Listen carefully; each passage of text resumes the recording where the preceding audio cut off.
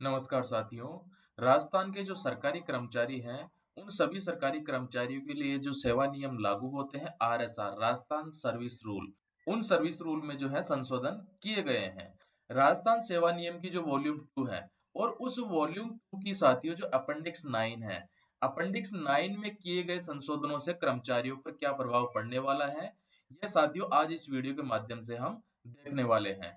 और साथियों जो वित्त विभाग के द्वारा एक नया सर्कुलर जारी किया गया है, उस सर्कुलर के माध्यम से देखेंगे कि उससे पहले क्या नियम थे और जो संशोधन किए गए हैं, संशोधन के पश्चात क्या नए नियम लागू किए गए हैं। तो जो भी साथी चैनल पर नए हो चैनल को सब्सक्राइब जरूर कर लें और साथियों यदि वीडियो अच्छा लगे तो वीडियो को लाइक और शेयर जरूर करना। तो शुरू करते हैं आज का वीडियो और देखते हैं कि वॉल्यूम 2 की अपेंडिक्स 9 में क्या नए संशोधन किए गए हैं। तो साथियों सबसे पहले हम ये आदेश देख लेते हैं।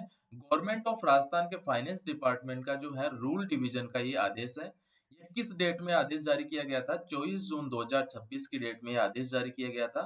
साथियों यहाँ पर सब्जेक्ट में देख सकते हैं amendment in appendix 9 of the Rajasthan service rule volume 2।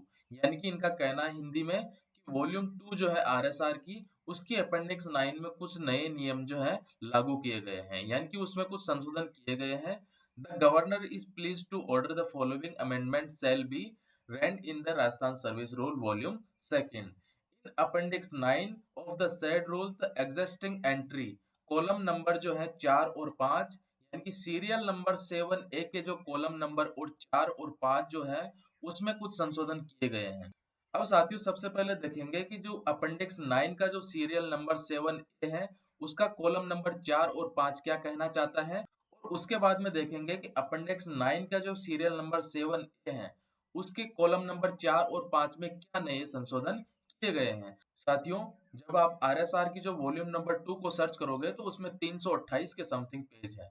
जो अपेंडिक्स 9 जो शुरू होती है वो 44 नंबर पेज से शुरू होती है। तो साथियों इसमें जो है यहाँ पर जो दिया गया है 53 नंबर पेज पर। तो साथियों उस 7A की जो है प्रति यहाँ पर मैंने ले ली है। अब यहाँ पर साथियों 25A का जो है संशोधन से पहले क्या नियम थे। यहाँ पर एक नंबर पर लिखा हुआ है up to a period not exceed 10 days for government servant of class 4 service और यहाँ पर subordinate ministerial services for which he is cadre controlling authority. अब यहाँ पर नीचे लिखा हुआ था copy of the order placing government servant under APO shall be endorse to the administrative department specifying the reason for placing government servant under APO। यानी कि 25A वाला जो नियम है वो APO अवेटिंग पोस्टिंग ऑर्डर के संबंध में है। यानी कि APO जो किया जाएगा वो 10 दिनों से ज्यादा के लिए नहीं किया जाएगा। और साथियों जो 10 दिनों से ज्यादा के लिए नहीं किया जाएगा इसके लिए भी साथियों जो आपका जो कंट्रोलिंग ऑथोरिटी है वो यहाँ पर जो है एडमिनिस्ट्रेटिव डिपार्टमेंट रहने वाला है। क्लास 4 सर्विस और सबऑर्डिनेट और मिनिस्ट्रियल सर्विसेज यानी कि जो 3 कैटेगरी है इन कैटेगरी के लिए यह नियम लागू होता है। अब साथियों देख लेते हैं इनमें क्या नए संशोधन किए गए हैं और जो 10 दिनों की समयावधि है इसमें क्या नए नियम लागू किए गए। अब साथियों ये जो एक नया आदेश जो था वो कल हमने इसके बारे में चर्चा कर ली थी। ये भी 24 जून 2026 की डेट में जारी किया गया था। यहाँ पर सब्जेक्ट में देख सकते हैं, यहाँ पर लिखा हुआ था 25A नियम में संशोधन जो किया गया था अवेटिंग पोस्टिंग ऑर्डर के संबंध में। इसके बारे में साथियों कल हमने विस्तृत चर्चा कर ली थी। आज फिर से हम देख लेते हैं कि 10 दिनों की जगह जो है यहाँ पर क्या किया गया था। यहाँ पर लिखा गया था एपीयू जो है अधिकतम 30 दिवस तक रखा जा सकता है और 30 दिवस से अधिक की स्थिति में साथियों उचित कारण बताया जाएगा तथा वित्त विभाग की जो है अनुमति आवश्यक होगी। और यहाँ पर साथियों यदि 30 दिवस में पोस्टिंग नहीं होती है तो उसके लिए विभाग जिम्मेदार होगा। और साथियों इसके मुख्य बिंदुओं में लिखा हुआ था कि जो एपीओ कर्मचारी हैं उन एपीओ कर्मचारी की जो रिपोर्ट है वो मुख्य सचिव को हर महीने भेजनी होगी कि कितने कर्मचारी जो है एपीओ किए गए हैं और वो कब से किए गए हैं। उनकी नामजद रिपोर्ट जो है मुख्य सचिव को भेजनी होगी।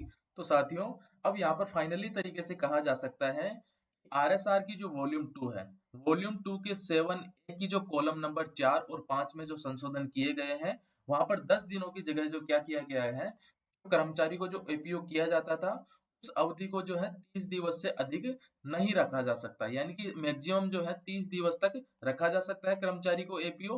और यदि 30 दिवस से अधिक आप रखते हो उस स्थिति में साथियों जो है फाइनेंस डिपार्टमेंट की अनुमति आवश्यक होगी और इसकी जो रिपोर्ट है वो मुख्य सचिव को हर महीने भेजनी होगी। यहाँ पर ऑर्डर में भी देख सकते हैं साथियों आप एक्सटेंड ऑफ पावर डेलीगेटेड यहाँ पर 5 नंबर में लिखा हुआ था up to a period not exceeding यानी कि 13 डेज यानी कि 30 दिनों से ज़्यादा तक इस अवधि को जो है नहीं बढ़ाया जा सकता है।